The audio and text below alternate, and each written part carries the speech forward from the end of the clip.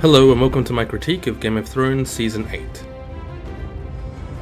I had originally intended for my next video to be part 1 of my critique of The Walking Dead, however after several requests and the fact I can't stop thinking about this awful season of a once great show, I've decided to postpone the Walking Dead series for a while in order to get this off my chest.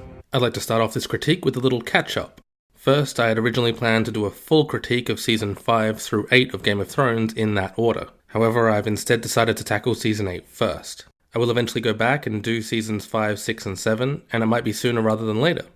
As talking about Season 8, coupled with the fact that many other YouTubers and critics are acting as though the writing issues and quality drop for Game of Thrones is a new thing, has really made me want to talk about Seasons 5 through 7. Also, as you may have noticed, this is going to be a long video. Critiquing an entire season of television, even one as truncated as the final season of Game of Thrones, takes an awful lot of time, and this video quickly ballooned into an enormous project. I once made a video solely focusing on the scene in which Littlefinger is killed and it ran 30 minutes.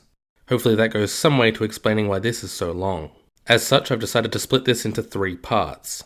Part 1 will cover episodes 1 to 3, and Part 2 will cover episodes 4 to 5, and Part 3 will cover episode 6 and examine the characters at the end of the series as compared to where they started, the effectiveness of their arcs, the flaws in the story as a whole in relation to the ending, and I will give a comprehensive breakdown of how I think the season should have gone and how it could have been better, especially with regard to paying off the audience's investment.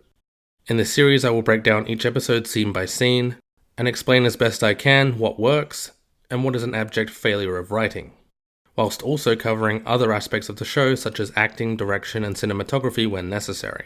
And it should go without saying, but I'll say it anyway, throughout this series I will be thoroughly spoiling both the final season of Game of Thrones and the 7 seasons that preceded it. If you have not watched the show yet and are worried about spoilers, then I suggest watching this series when you have finished. If you have watched the show or simply don't care about spoilers, then stick around.